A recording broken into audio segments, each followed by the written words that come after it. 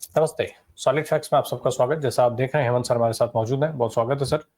Trump साहब पिछले कुछ दिनों से लगातार जिस तरीके के स्टेटमेंट देते हुए सुने जा रहे थे, अब वो इससे आगे भी बढ़ चुके हैं। पहले तो ट्रम्प साहब केवल ये बता रहे थे कि उन्होंने ट्रेड की धमकी देकर के भारत पाकिस्तान के बीच में युद्ध रुकवाया। अब ट्रम्प साहब यहां तक कहने पर आ गए हैं कि उस युद्ध के दौरान कितने जो है वो विमान गिरे, कितने जेट गिरे। अब वो कुछ नंबर्स बताने लग गए हैं, जो अब हालांकि उन्होंने नाम तो नहीं लिया है। आप मैं दर्शकों को एक बार जल्दी से उनका वो छोटा सा स्टेटमेंट सुनवा देता हूं, फिर आपके पास सवाल लेकर के आता हूं। सुनवाइए जरा ट्रम्प साहब को। We stopped a lot of wars, and these were serious what have been going on. You had India, Pakistan, that was going. In fact, planes were being shot out of there.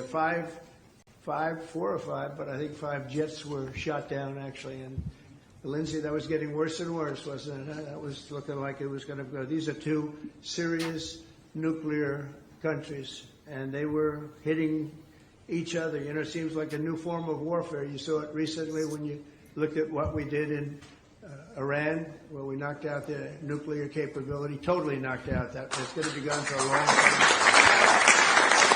But there seems to be a hit and then another hit, a hit and another hit. It's a different thing. But India and Pakistan were going at it, and they were back and forth, and it was getting bigger and bigger, and we got it solved through trade. We said, you guys want to make a trade deal? We're not making a trade deal if you're going to be throwing around weapons, and maybe nuclear weapons, both very powerful nuclear states. तो sir, Trump साहब अब तो 24 बार कह चुके हैं कि युद्ध उन्होंने ट्रेड की धमकी देकर के रुकवाया, लेकिन ये उन्होंने पहली बार एक बड़ा खुलासा कर दिया है कि 5 जेट गिरे। हालांकि उन्होंने नाम नहीं लिया है, तो क्या माना जाए कि वो ट्रम्प ने वो आंकड़ा बता दिया है जो मोदी जी छुपा रहे थे पूरे देश से, या फिर ट्रम्प ने वो आंकड़ा बताया है जो भारत ने जिस तरीके से पाकिस्तान का नुकसान किया है? क्या माना जाए इसको? प्रकाश जी नमस्कार, आपको सारे दर्शक साथियों को भी। देखिए, मैं एक बात आपको पहले दिन से कहता हूं कि मूर्ख दोस्त से समझदार दुश्मन बहुत भला होता है। और ट्रम्प साहब को जिस तरीके से मोदी जी लगातार प्रयोग कर रहे थे अपनी राजनीति को चमकाने के लिए, पिछली ट्रम्प से अगर आपको ध्यान होगा तो ट्रम्प के साथ अपनी यारी दिखा करके भारतीय दर्शकों को, भारत के वोटरों को साधने का जो काम था, अब वो कहीं ना कहीं उनके लिए जबरदस्त गले की फांस बन गया है, गले पर आंकड़ा।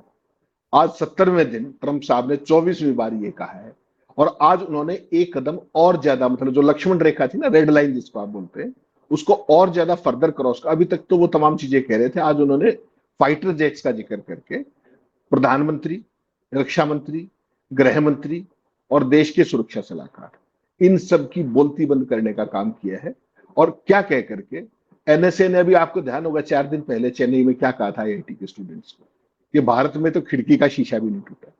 और ट्रम्प वहां बैठ करके ये बता रहे हैं रात को वाशिंगटन डीसी के प्रोग्राम में, जिसका भारत से कोई संबंध नहीं, वहां बैठ करके ये बता रहे हैं, उन्होंने जो शब्द कहे वो मैं आपको एग्जैक्ट बताता हूं, कोट अनकोट, क्योंकि आपने अंग्रेजी में दिखाया। उन्होंने कहा हमने कई युद्ध रोके और ये गंभीर युद्ध थे। भारत और पाकिस्तान के बीच में भी जो चल रहा था, वहां पे विमानों को गिराया जा रहा था। मुझे लगता है कि 5 जेट मार गिराए गए थे।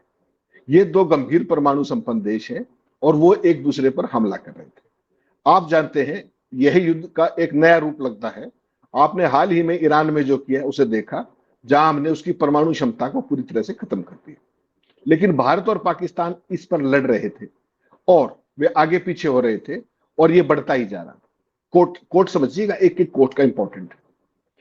और हमने इसे व्यापार के माध्यम से हल किया, यानी कि सॉवरेनिटी पीछे चली गई, व्यापार ने प्राइमरी सीट ले ली।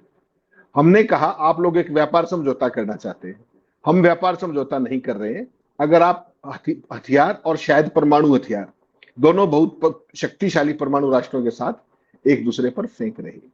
यानी कि न्यूक्लियर थ्रेशोल्ड, जो कि आज तक ना भारत ने कहा न पाकिस्तान ने कहा, केवल और केवल ट्रंप इसकी रट लगाए हुए हैं। उसकी आपको बैकग्राउंड देखनी पड़ेगी। ट्रंप की चिड़ क्या है? ट्रंप की बहुत सारी चिड़े हैं, उनको आप और मैं ना समझ और सनकी नहीं मान सकते। वो बेहद शातिर व्यक्ति है और वो शातिरता के तमाम लॉजिक है, रीजनिंग है, और उस पर मुझे लगता है खुल के बात करनी चाहिए। भारत से उनकी चिड़ क्या है? अडानी वाला मामला आपको पता है, ट्रेड डील फंसी हुई है, आपको पता है। असली पीड़ा उसकी क्या है वो समझ लीजिए। पाकिस्तान ने उनको बिना कुछ कहे सीधा नोबेल पुरस्कार के लिए नॉमिनेट कर दिया। शांति के नोबेल पुरस्कार के लिए। किस लिए? कि भारत और पाकिस्तान का युद्ध उसने रुकवाया। पाकिस्तान को तो कोई फर्क नहीं पड़ता, उनका अपना काम हो गया, उनकी जनता खुश, बात खत्म।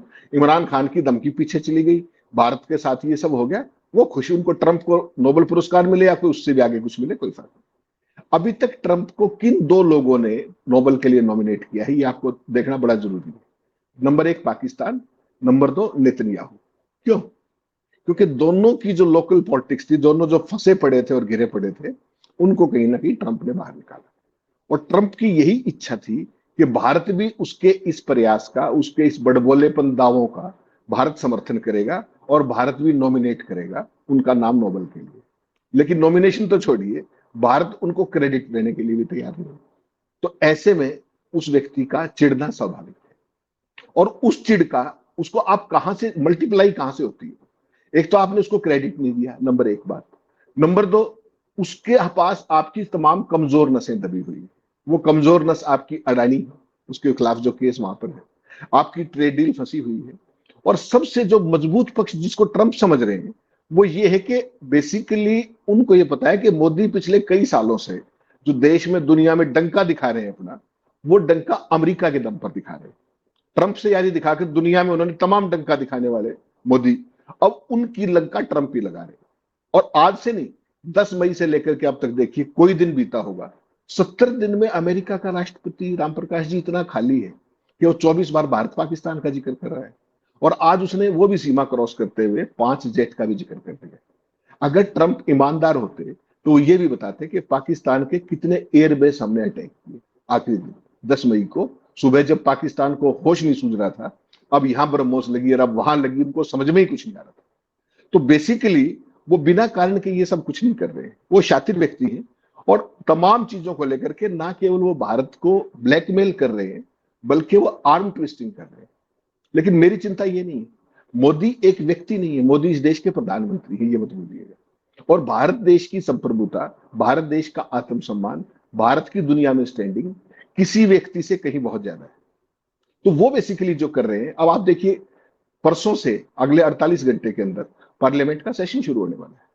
तो हमारे जो 56 इंची प्रधानमंत्री हैं, विश्वगुरु, डंकापति, राष्ट्रवाद के प्रतीक, पाकिस्तान को सबक सिखाने वाले, धराशायी कर चुके, वो उनका पूरा इकोसिस्टम कुछ नहीं बोल रहा है, कुछ भी नहीं बोल रहा है। और 3 लोगों ने बोला।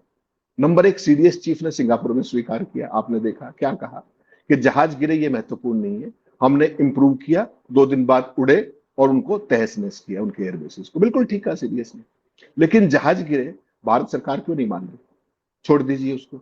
हमारे डिफेंस अटैची क्या कह रहे थे इंडोनेशिया के अंदर कि हमें केवल पाकिस्तान के टेररिस्ट कैंपों को अटैक करने की परमिशन थी, उनके मिलिट्री इंफ्रास्ट्रक्चर पे उनकी एडी को डिफेंस को करने की नहीं थी। ये ऑन रिकॉर्ड कह रहे हैं हमारे कैप्टन साहब। उसके बाद रही सी कसर डिप्टी चीफ ने पूरी कर दी, दिल्ली के अंदर बाकायदा बता करके कि किस तरीके से पाकिस्तान चीन और टर्की साथ है। भारत सरकार ने एक शब्द नहीं बोला, राम प्रकाश जी, एक भी शब्द। क्यों नहीं बोला? क्या इतने बड़े ऑपरेशन के बाद क्या एक ऑफिशियल ब्रीफिंग नहीं बनती थी? और नहीं बनती थी तो क्यों नहीं बनती थी, उसका कारण बताइए। भारत के लिए जब सारा संघर्ष खत्म हो गया 10 मई को, उस दिन की स्थिति आप देखिए, मैंने आपको पहले भी चर्चा की है। उस दिन सुबह 11 बजे तक पाकिस्तान के तमाम बहुत डीप इंटीरियर के बेसिस बहुत जबरदस्त हिट की है हमारी वायुसेना ने, जबरदस्त, ब्रह्मोस के जरिए। और हालत यह है कि पाकिस्तान को समझ में नहीं आया। और ये बात सच है कि पाकिस्तान ने ही भारत के डीजीएमओ को अप्रोच किया 12 बजे, और जब 12 बजे बात नहीं हो पाई तो फिर शाम को 3:15 बजे बात हुई और वो सारा हुआ। उसके बावजूद भी जब भारत को क्लियर कट एज मिल गया था, आपके जेट गिरे हैं 7 तारीख को, ये मत भूलिएगा, 7 तारीख की अर्ली मॉर्निंग में जब आपने ऑपरेशन शुरू किया। और वो क्यों गिरे उसको भी देख लीजिए। आपने पहले भी 5 जहाजों का जिक्र मैंने और आपने भी किया था कई दिन पहले, लेकिन हमने नाम बचाने से गुरेज किया। बेसिकली क्या था कि पाकिस्तान, जब हमने, हमारा विदेश मंत्री कथित तौर पे कह रहा है कि हमने उनको बता दिया था कि हम आपके टेररिस्ट इंफ्रास्ट्रक्चर पर अटैक करेंगे, तो पाकिस्तान पूरे तरीके से डिफेंसिव मुद्रा में था। लेकिन जैसे ही उसको लगा कि भारत के जहाज अपने वायु क्षेत्र से अटैक कर रहे हैं मिसाइलों के जरिए और वो बॉर्डर क्रॉस नहीं कर रहे, यानी कि वो हमारे एयर स्पेस में थे, तो पाकिस्तान ने सीधा डिफेंसिव से बदल करके इमीडिएटली ऑफेंसिव पोस्चर ले लिया। क्यों? क्योंकि चाइना उनको रियल टाइम सारे का सारा सिनेरियो बता रहा था सैटेलाइट के जरिए। और हमारे जहाज उनका निशाना बन गए, हमारे ही वायु क्षेत्र के। तो ये कहीं ना कहीं स्ट्रेटेजिक चूक थी, जिसको सीडीएस चीफ ने स्वीकार किया, ऑन रिकॉर्ड स्वीकार किया। ये नहीं कहा कि क्या हुआ, लेकिन उस चीज को फिर क्लियर किया हमारे डिफेंस अटैची ने इंडोनेशिया के अंदर। क्या भारत के प्रधानमंत्री ने स्वीकार किया? भारत के प्रधानमंत्री तो पूरे देश में डंका बजाते फिर रहे, गोली का बदला गोला करते फिर रहे, सिंदूर यात्रा निकालते फिर रहे। ये जो डायलॉगबाजी है, ये आप कब तक बचेंगे? अब 2 दिन बाद संसद के अंदर, आप मंडे से आपको पता है संसद का मानसून सेशन शुरू हो रहा है। 10 मई को खत्म हुआ था ऑपरेशन सिंदूर, कहने को ये तो कहते हैं कि जारी, लेकिन 10 मई को खत्म हुआ था और आज आपकी 19 जुलाई। उतने दिनों के अंदर भी आपने आज तक कोई ऑफिशियल कमिट ये नहीं किया कि भाई ये हमारा नुकसान हुआ। और अगर नुकसान हुआ तो राम प्रकाश जी इसको स्वीकार करने में कोई बुराई नहीं होती। आप देखिए यूक्रेन ने किस तरीके से रशिया के इतने बड़े बेस के ऊपर केवल ड्रोन्स के जरिए उसके तमाम जहाज तहस नहस कर दिए। क्या रशिया ने मना किया? क्या, क्यों मना करना चाहिए? लड़ाई चल रही है, आपके 2 जहाज गिर गए, मेरे 4 गिर गए। लेकिन आपका ऐसा 56 इंची 6 इंच क्या है कि आपने राष्ट्रवाद के नाम पर जहाज भी गिरवा लिए और स्वीकार भी नहीं कर रहे। और स्ट्रेटेजी गलती थी, वो डायरेक्शन किसने दी थी कि पाकिस्तान की एडी को टारगेट नहीं करना है या पाकिस्तान के मिलिट्री इंस्टॉलेशन को टारगेट नहीं करना है? कहीं ना कहीं चूक थी ना ये। जब सीडीएस मान रहे हैं तो पॉलिटिकल एस्टेब्लिशमेंट क्यों नहीं मान रही? क्या ऑपरेशन, कोई भी मिलिट्री ऑपरेशन, क्या वो सत्ता की चाशनी चढ़ा करके केवल वोट जुगाड़ने का हथियार है? भारत अब प्रोग्रेसिव राष्ट्र है, उसको आप इस तरीके से ऐसी छोटी मोटी चीजों में उलझा करके उसको एम्बेरस मत कराइए। 7 समुद्र पार से अमेरिका का राष्ट्रपति ये कह रहा है कि अब इनके 5 जेट गिर गए। वो नाम नहीं लिया उसने, हमारा नाम नहीं लिया, पाकिस्तान का नहीं लिया, लेकिन हमारी सेना तो खुद ही ये बता रही है। आप सोचिए ना, इसको टेक्टिकली समझिए, ये भक्तों को समझ में नहीं आएगा, वकल के दुश्मन। बेसिकली अगर उनके जहाज गिरे होते तो हमारे सीडीएस चीफ ने जब ये कहा, और जो खासतौर पर डिफेंस अटैची ने कहा कि उनके मिलिट्री इंस्टॉलेशन और एडी को टारगेट नहीं करना था, तो हमारा तो टारगेट केवल टेररिस्ट कैंप थे, तो जहाज किसके गिरे? जहाज तो हमारे ही गिरे। ट्रंप बिना कुछ कहे बहुत कुछ कह रहे हैं, क्योंकि हमने तो उनका कोई टारगेट किया ही नहीं ना, मिलिट्री का टारगेट उन्होंने किया, और उस सारे को आप छुपाते फिर रहे हो। तो बेसिकली इसके लिए जिम्मेदार कौन? आप सुबह से शाम तक सिंदूर यात्रा, कल बिहार के अंदर भी क्या कह रहे थे कि बिहार के अंदर ही हमने संकल्प लिया था ऑपरेशन सिंदूर का। ऑपरेशन सिंदूर से निकला क्या, ये बता दीजिए ना। किन हालात में आपने सीज फायर किया? ट्रंप बार बार ट्रेड का नाम लेकर के कह रहे हैं, आप कहिए ट्रंप की आंखों में आंख डाल करके कि हमने ट्रेड के नाम पर नहीं किया। आप क्यों नहीं कहते प्रधानमंत्री जी? और अगर आप नहीं कहेंगे तो आपका पूरे देश में जो 56 इंची था, जो राष्ट्रवाद था, वो सारी मिट्टी खुल चुकी है। अब संसद में कैसे मना करेंगे आप? और चूंकि आपने बालाकोट का भी आज तक देश को कुछ नहीं बताया, बालाकोट में क्या हुआ था, आज तक एयरफोर्स को नहीं पता बालाकोट में क्या हुआ था। तो वो जब बालाकोट की शॉर्टकमिंग्स को नहीं बताओगे, यहां की शॉर्टकमिंग्स को स्वीकार नहीं करोगे, तो एयरफोर्स या हमारी तीनों सेनाएं सीखेंगी कहां से? सीखेंगे तो अपनी ही गलतियों से ना। जब कोई ऑपरेशन आप करते हैं आज के दौर में, तो अपनी गलतियों से सीखते हैं राम प्रकाश जी, और आप उसको स्वीकार ही ना करें, आप 56 इंची किए घूमते रहे, तो उससे निकलेगा क्या? सेना कहां से सबक सीखेगी? तो ये एक जो पर्दा जिस तरीके का जो ये लगाए फिर रहे हैं, जो घूंघट के अंदर ये सारी चीजें कर रहे हैं, ये पूरे देश के लिए बहुत सीवियर एम्बेरसमेंट है। 1962 में भी ऐसा नहीं हुआ था, 1971 में भी कभी ऐसा नहीं हुआ, 2000 में कारगिल हुआ, उसके इमीडिएटली बाद आपको पता है सुब्रमण्यम कमेटी बनी, जो मौजूदा वित्त मंत्री हैं, जो मौजूदा विदेश मंत्री हैं, उनके पिताजी, उनकी अध्यक्षता में कमेटी बनी। उसके कुछ पार्ट रिवील हुए, बाकायदा उनको लागू किया गया। आपने बालाकोट पे कुछ किया हो आज तक? आपने यहां ऑपरेशन सिंदूर पे कुछ किया हो? यानी कि जो आप कहते जा रहे हैं वही ठीक। और भारत के ऑपरेशन की शॉर्टकमिंग्स अगर अमेरिका का राष्ट्रपति बता रहा है और भारत का प्रधानमंत्री चुप है और भारत का एनएसए ये कह रहा है कि शीशा भी नहीं टूटा, तो आप उस नैरेटिव को समझिए कि इंटरनेशनली पहली बार पाकिस्तान को कहीं एज तो नहीं मिल रहा भारत पे, क्योंकि उनकी जो पाकिस्तान की बात है अब एक तरीके से ट्रंप ने पुष्टि की है उसकी, ये मत भूलिएगा। पाकिस्तान के जनरल कह रहे थे, उन्होंने तमाम देशों की एम्बेसीज के एम्बेसडर को बुला करके सारी ब्रीफिंग्स दी है। आपने दी क्या? कोई बताइए, आप तक दी हो तो।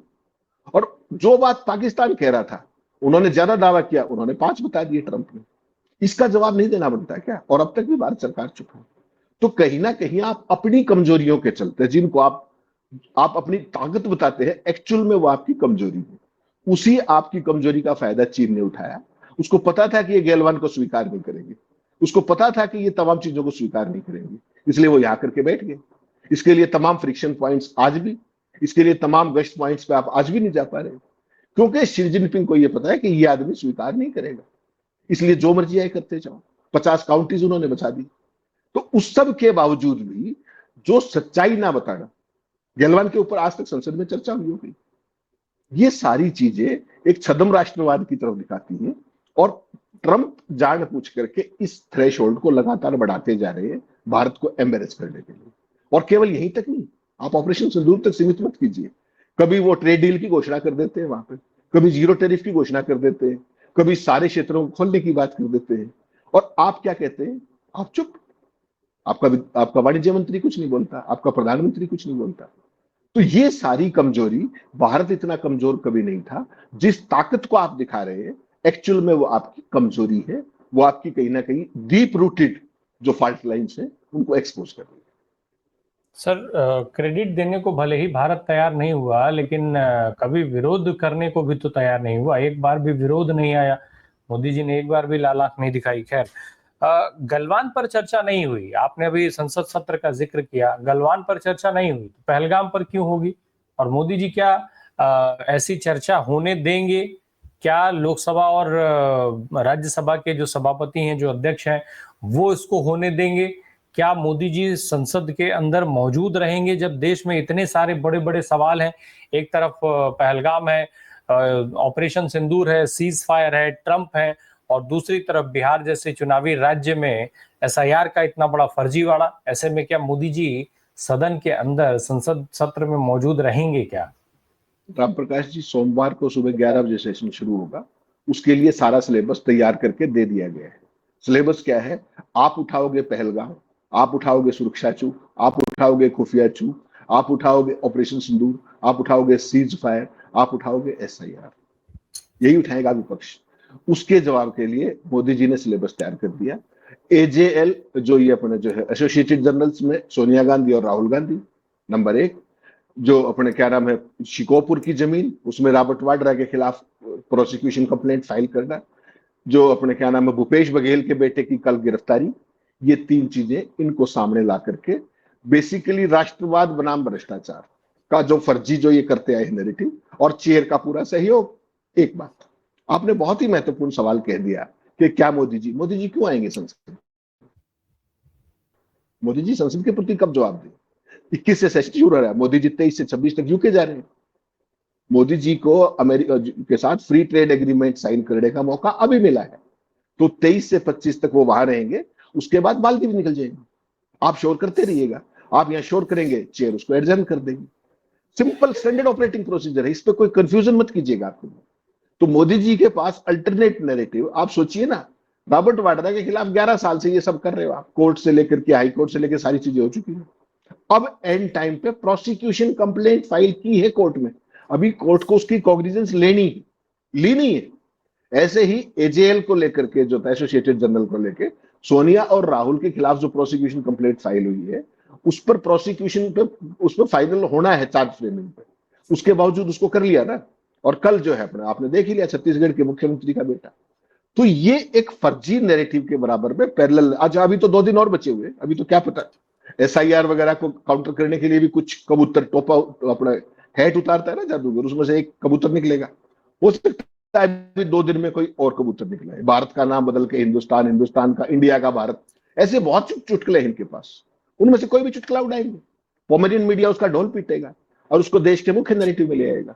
और कौन सा सिंदूर, कौन सा पहलगाम, कौन से आतंकवादी, किसकी गिरफ्तारी, कौन सी सुरक्षा चूक, कौन सी खुफिया चूक, सब पीछे, क्योंकि चेयर साथ है। जैसे ही आपने शोर किया, आप सस्पेंड, बाहर चलिए। यही सब तो होता है। तो संसद में तो गुजरात मॉडल लागू किया जा चुका है, आज से नहीं 11 साल से। जो गुजरात में विपक्ष की बोलती बंद रहती थी, वो यहां भी बोलती बंद है। तो where is the issue? Simple है, मोदी जी हर चीज के लिए तैयार है। और संसद के अंदर आपने किसी भी मुद्दे पर इन 11 सालों में एक पॉइंटेड मुद्दे पर, फॉर एग्जाम्पल नोटबंदी, पेगासस, किसी पे कोई फोकस बहस देखिए तो आज तक आप बता दीजिए। मोदी जी शुरू कहां से करेंगे, मैं आपको आज बता देता हूं।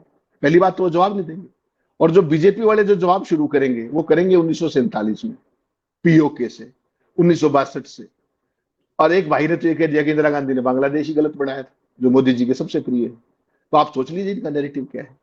जिस बात के लिए अटल बिहारी वाजपेयी इंदिरा गांधी को दुर्गा कहते थे, मोदी का सिपाही उसको क्या कहता है कि बांग्लादेश गलत बढ़ा इंदिरा गांधी ने, और वो ये कहता है कि अगर मोदी ना हो तो बीजेपी की 150 सीट नहीं आएंगी।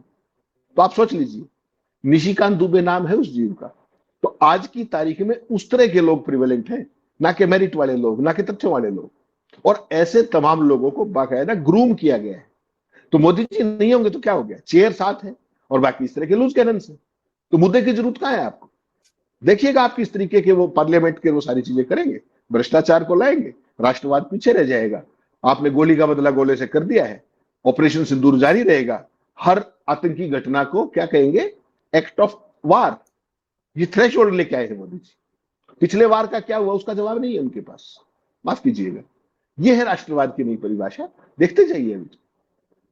नहीं तो मोदी जी के लिए भी तो सर ये बड़ा मौका है कि सदन के अंदर खड़े होकर के और वो उन सारे सवालों को एक साथ खत्म कर सकते हैं जो ऑपरेशन सिंदूर के दौरान उठाए गए या उठाए जा रहे हैं, सीज फायर को लेकर के उठाए गए या उठाए जा रहे हैं, और साथ में बिना कहीं गए बिना कुछ किए सदन के अंदर एक बार ट्रंप का जिक्र करके और इस पूरे नैरेटिव को बदल सकते हैं। क्योंकि भारत के अंदर एक बार अगर सदन में उन्होंने ये कह दिया कि ट्रंप की सारी बातें बेफजूल हैं और भारत के वजह से जो है भारत ने पाकिस्तान के गिड़गिड़ाने के चलते सीज फायर किया था, तो ट्रंप का नैरेटिव ध्वस्त हो जाएगा। राम प्रकाश जी, इसके लिए हिम्मत कहां से लाएंगे आप? उसके लिए इंदिरा गांधी चाहिए। उन्होंने रिचर्ड निक्सन के साथ क्या किया था याद है आपको? व्हाइट हाउस में भी क्या किया था, व्हाइट हाउस के बाहर बाहर आके क्या किया था, क्या में आकर के क्या किया था, पाकिस्तान का क्या किया था, बांग्लादेश के 2 टुकड़े किए थे, 7th फ्लीट का क्या किया था। उसके लिए हिम्मत चाहिए। क्या मोदी जी का आपने कभी लगाया? मोदी जी ने आज तक कभी अमेरिका का तो छोड़िए, ट्रंप का तो छोड़िए, कभी चीन का नाम लिया आज तक? गलवान का नाम लिया उनके मुंह से, सुना है कभी आप? नहीं सुना होगा आपने। भारत से बाहर कभी पाकिस्तान का नाम सुना है उनके मुंह से? सीमा पार आतंकवाद कहते हैं। तो ट्रंप को चुनौती देना, ट्रंप को लेकर के उन्होंने एक एडवेंचर किया था, अगर आपको ध्यान हो, जब मोदी जी G7 के लिए गए थे तो एक प्रेस कॉन्फ्रेंस कराई गई कनाडा के अंदर, वीडियो जारी करवाया गया, प्रेस कॉन्फ्रेंस नहीं, माफ कीजिएगा, इस देश के विदेश सचिव ने एक वीडियो जारी किया और उसमें क्या कहा राम प्रकाश जी कि प्रधानमंत्री जी की 35 मिनट बातचीत हुई और मोदी जी ने 2 टूक शब्दों में उनको ये बताया कि पाकिस्तान के साथ हमारा युद्ध विराम हमारे दोनों के बीच में, डीजीएमओज के बीच में। ये हुआ था कि नहीं हुआ था? हमारे देश का विदेश सचिव कह रहा था, विदेश मंत्री भी कह सकता था। कहा क्या उसने? हिंदी में हैंडआउट जारी किया गया था, हिंदी में वीडियो था। ट्रंप ने 24 घंटे के अंदर 2 बार फिर बोल दी वही बात। बोली कि नहीं बोली? उसके बाद विदेश मंत्री बोले क्या? उसके बाद प्रधानमंत्री बोले क्या? मुझे लगता है आप, मैं और ये देश मोदी से ज्यादा अपेक्षा कर रहे हैं। हम मोदी को 11 साल में समझ नहीं पाए। मोदी जी केवल मुंहबली हैं, और मुंहबली भी किस चीज के? केवल पाकिस्तान की गोली बनाम गोले के, भारत के अंदर रैलियों के, स्टेज से बाहर, देश से बाहर जैसे ही जाते हैं पाकिस्तान का नाम भूल जाते हैं, वो सीमा पार हो जाता है। चीन का नाम उनके मुंह पे नहीं निकलता, गलवान उनके मुंह पे नहीं निकलता, अमेरिका छोड़िए, ट्रंप छोड़िए, आप उनका नाम पाकिस्तान का लेवा के देख लीजिए एक बार। और हद तो ये हो गई कि जो देश लोग सुरक्षा के लिए जिम्मेदार है, एनएसए जैसे लोग, वो सीडीएस कह रहा है कि हाँ जहाज गिरे, कहा सीडीएस ने नहीं कहा, और एनएसए कह रहा है कि हमारा विंडो पेन भी नहीं टूटा। आप सोच के देखिए ये कौन सा राष्ट्रवाद है, और ये बीजेपी को कहां लेकर के जाएगा?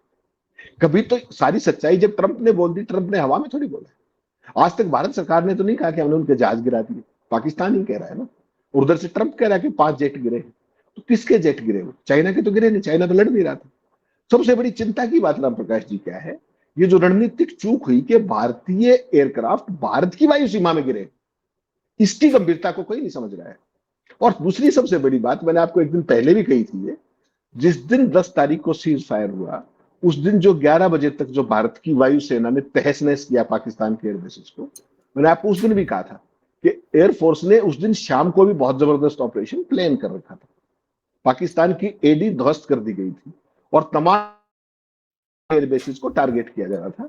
एन समय पर जब एयरफोर्स के जहाज उड़ने ही वाले थे सारे ऑपरेशन के लिए शाम को, उससे 2 घंटे पहले एकाएक पहले ट्रंप ने युद्ध विराम की घोषणा कर दी, फिर पाकिस्तान ने कर दी, और फिर भारत के विदेश सचिव ने कर दी।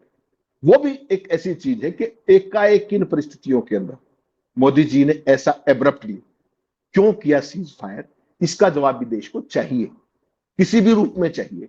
जहाज क्यों गिरे, रणनीतिक चूक किसकी थी, उसका जवाब देश को चाहिए। और अगर आप आज नहीं देंगे तो आपका ये सारा राष्ट्रवाद बोथरा रह जाएगा। और ट्रंप से खबर आना कि 5 जेट गिरे और भारत का चुप रहना अपने आप में एक बहुत बड़ी कहानी बयान कर रहा है। देश को तो बहुत सारे सवालों पर जवाब चाहिए, जिन सवालों के जवाब देश पिछले 1 दशक से मांग रहा है, लेकिन मोदी जी ने कभी मुंह नहीं खोला है। और खास करके ऐसे सवालों पर जो बार बार पूछे जा रहे हों, और इसलिए ये उम्मीद किया जाना, या शायद आपकी बात जो है वो ज्यादा सकारात्मक है मोदी जी को लेकर के, लेकिन फिर भी चूंकि वो देश के प्रधानमंत्री हैं तो देश उनसे उम्मीद तो लगाता ही है, लगाया भी जाना चाहिए क्योंकि उनको चुना इसीलिए गया है। अब उन उम्मीदों पर वो कितने खरे उतरते हैं वो ये बार बार साबित करते आ रहे हैं। बावजूद इसके उम्मीद फिर भी बरकरार है। बहुत बहुत धन्यवाद हेमंत सर हमसे बात करने के लिए। Thank you so much.